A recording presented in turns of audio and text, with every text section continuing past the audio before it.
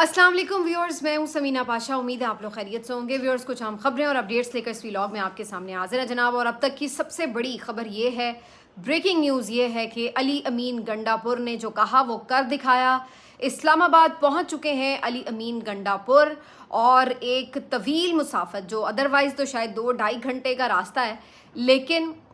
एक पूरा दिन, एक पूरी रात उसमें सर्फ हुई, और फाइनली वो जो कह चुके थे उसके ऊपर कारबंद रहे। और फाइनली अली अमीन गंडापुर साहब का काफ़िला, आप कह सकते हैं कि आपको खून का दरिया अबूर करके इस्लामाबाद में दाखिल हो चुका है। तो जिस वक्त मैं आपको अपडेट दे रही हूँ, अली अमीन गंडापुर अपने काफ़िले समेत इस्लामाबाद की हदूद में दाखिल हो चुके हैं। जी हाँ, ये बहुत इंपॉर्टेंट खबर इसलिए है क्योंकि हद्दुल इम्कान कोशिश यही थी कि उन्हें इस्लामाबाद से बाहर ही वापस पलटा दिया जाए, भेज दिया जाए। और इसके लिए रात भर क्या सूरत हाल रही उसके बारे में आपको मैं अभी तफसीलात बताती हूँ। आज मज़ीद क्या हो रहा है, डीमोरलाइज करने के लिए या एहतजाज की शिद्दत को कम करने के लिए हुकूमत ने क्या कुछ किया, इसके ऊपर बात करते हैं। पंजाब में जो प्रोटेस्ट है उसकी क्या सूरत हाल है ये भी आपको बताते हैं।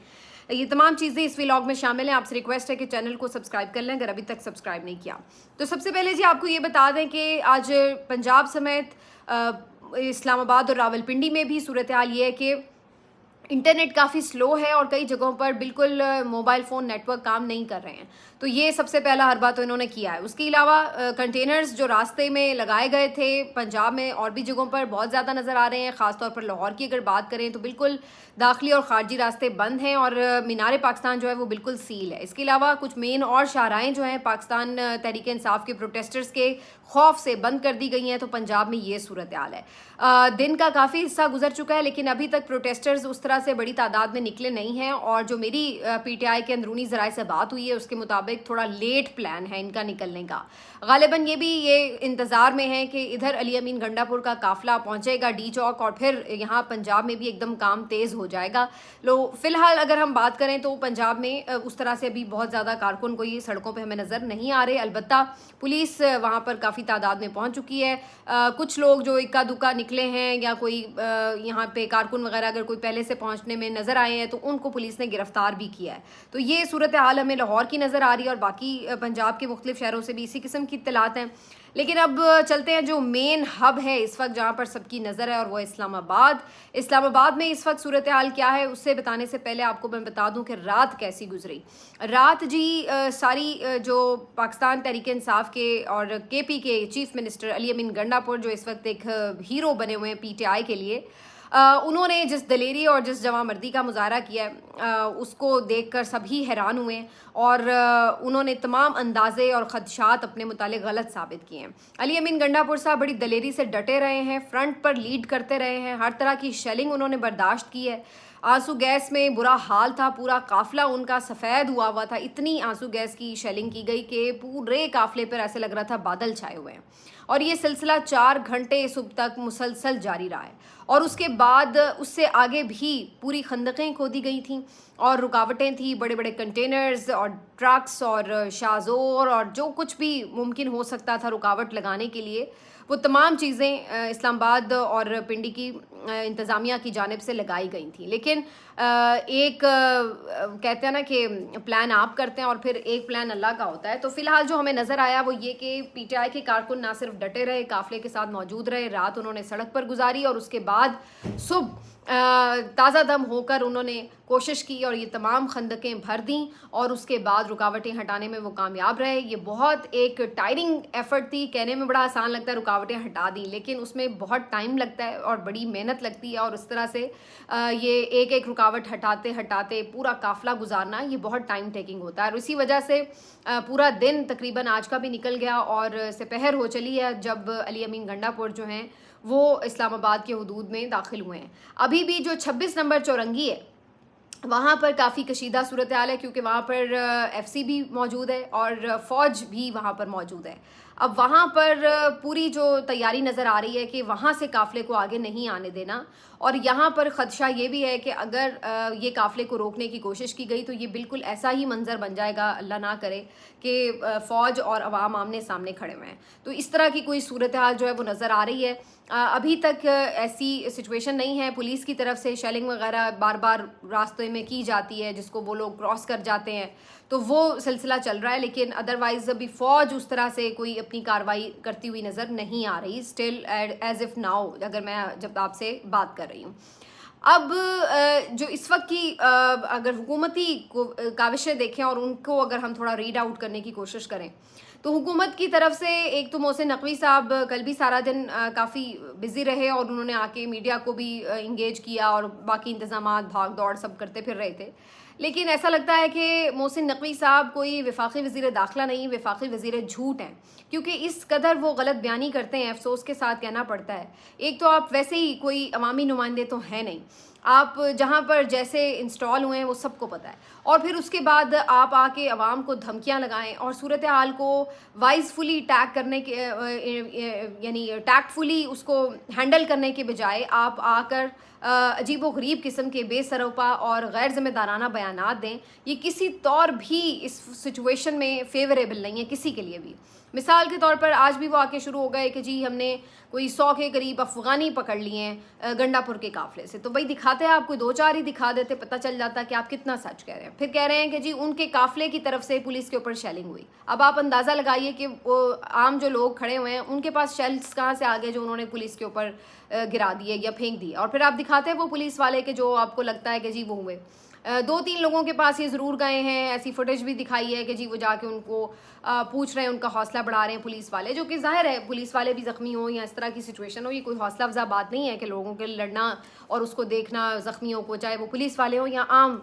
نہتے مظاہرین ہوں۔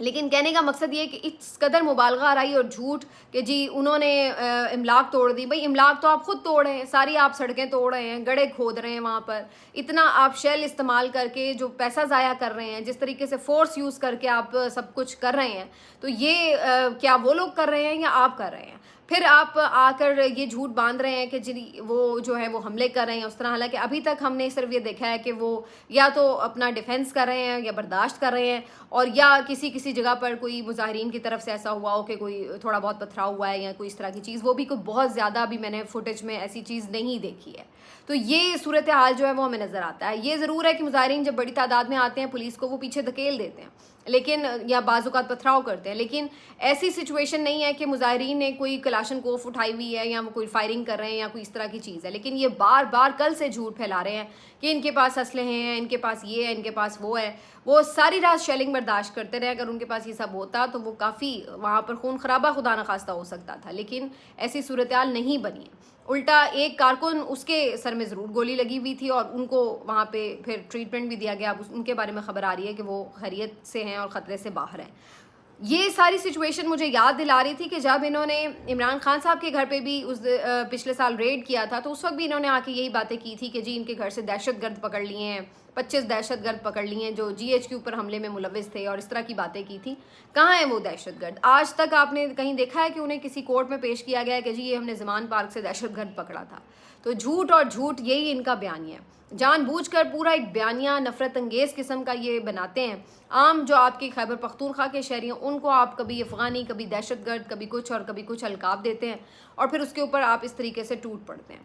آپ کو اگر اس طرح کی کوئی چیز ہے، اگر ہو بھی سکتی ہے، اگر ہم اس بات کو بالکل ایک ان بائس طریقے سے بھی دیکھیں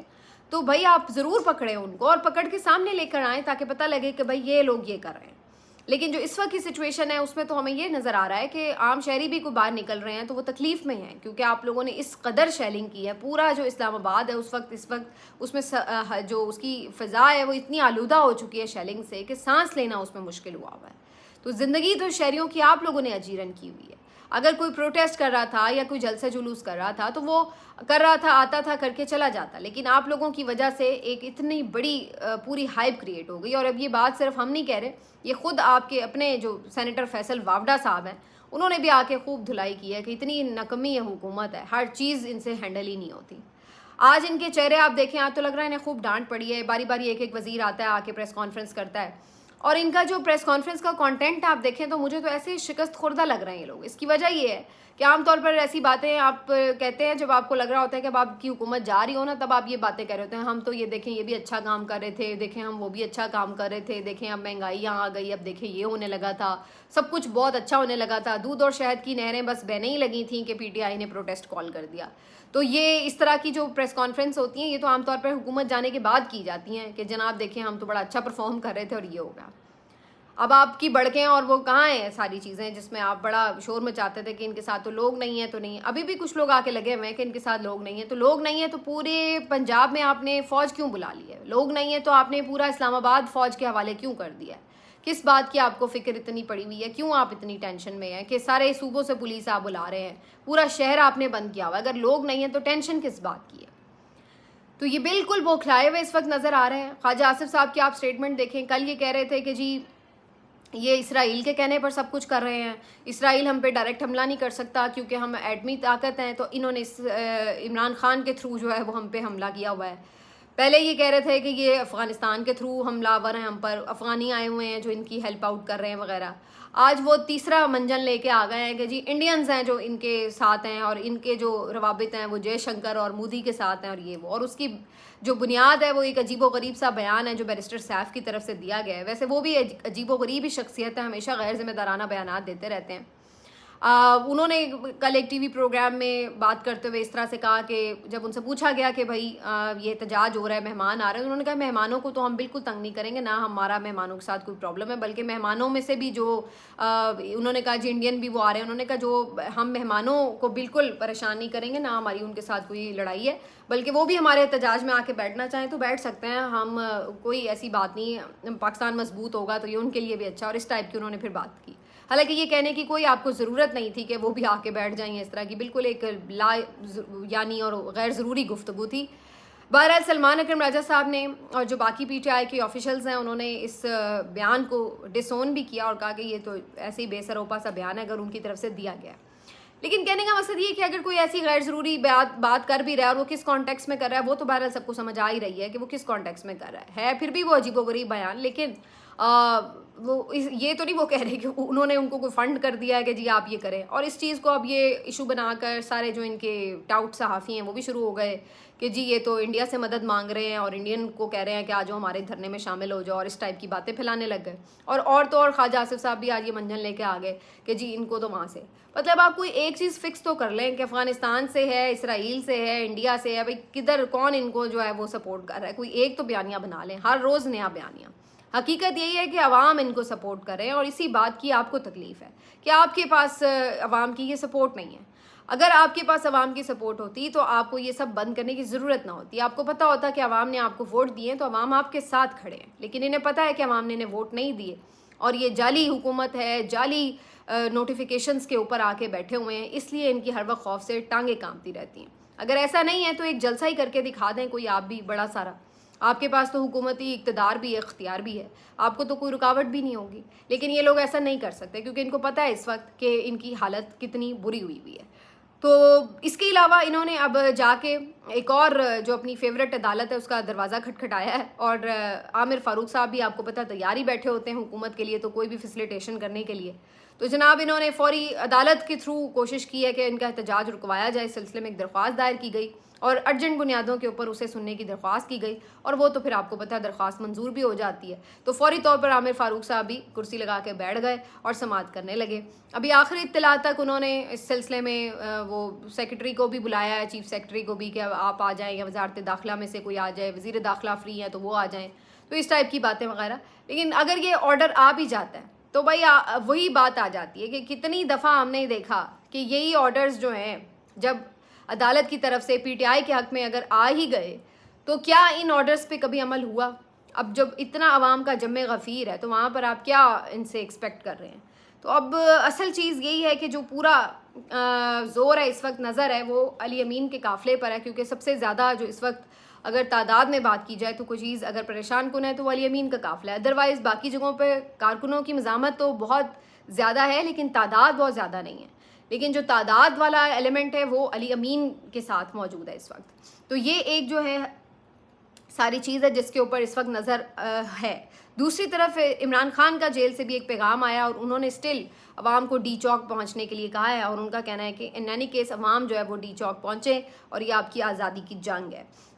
اس کے علاوہ ایک جو حکومت اور ٹیکٹک کر رہی ہے، یا جو بھی آپ اس سٹوری کو کہہ لیں، یا حکومت کے ساتھ واقعی اس طرح کی سچویشن ہوئی ہے. انصار عباسی صاحب کی آج ایک سٹوری ہے کہ جو آئینی ترامیم کے لیے حکومت ہے اس کے نمبر پھر اب ختم ہو چکے ہیں یا کم ہو چکے ہیں، اور 5 سینیٹرز اور 7 ارکان اسمبلی کم پڑ چکے ہیں، اور پہلے جن لوگوں نے حمایت کا یقین بھی دلایا تھا وہ بھی اب کہہ رہے ہیں کہ ہم ووٹ نہیں دیں گے، وہ بھی بھاگ گئے ہیں۔ تو یہ ایک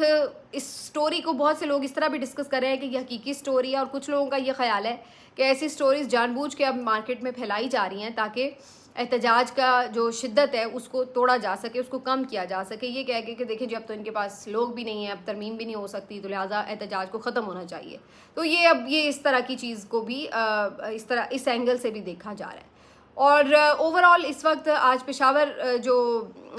لائرز بارز ایسوسیشنز ہیں ان کا بھی ایک اجلاس جاری ہے، مختلف اور جو بارز ہیں ان کی طرف سے بھی کنڈمنیشن کی گئی ہے، جو آئینی ترامیم ہے ان کے حوالے سے جو 63A آرٹیکل کا فیصلہ آیا اس کو بھی بہت سی بارز نے کنڈیم کیا ہے۔ تو اوور آل اب بارز میں تو ایک ہلچل ہے، لیکن ابھی بھی پاکستان بار کونسل جو کہ مین ان کی بار کونسل ہے اس کی طرف سے ابھی تک کوئی خاص اس کے اوپر رد عمل نظر نہیں آ رہا، لیکن بہرحال وکلا تنظیموں میں کچھ ہلچل اور کچھ ہلجل جو ہے وہ سٹارٹ تو ہوئی ہے۔ تو یہ سب چیزیں جو ہیں یقینی طور پر ایک ساتھ آپ مختلف محاذ کھول لیتے ہیں تو یہ کوئی اتنے حکومت کے فیور میں تو نہیں جاتی چیزیں، اگرچہ میڈیا ان کے ٹوٹلی کنٹرول میں ہے اور جو چاہ رہے ہیں یہ اس کے اوپر نیریٹو چلا رہے ہیں، اور دوسرا نیریٹو جو PTI کا نیریٹو ہے وہ اس طرح سے اس کو نہیں پھیلایا جاتا۔ تو بہرحال یہ سب چیزیں چل رہی ہیں، لیکن ابھی تک کی جو مین خبر ہے وہ یہی کہ علی امین نے اپنا وعدہ پورا کر دیا اور وہ پہنچ چکے ہیں اسلام آباد۔ کتنی دیر میں وہ ڈی چوک پہنچیں گے مجھے لگتا ہے کہ اس میں ابھی تھوڑا مزید وقت لگے گا، لیکن ڈی چوک پہنچ کر کیا وہاں پہ دھرنے کا اعلان ہوتا ہے یا کوئی تقریر کر کے واپس جایا جاتا ہے، یہ اب بڑا سوال ہے، اس کو دیکھنا ہوگا۔ ملتے ہیں آپ سے اگلے ویلاگ میں، اپنا خیال رکھیے، اللہ حافظ۔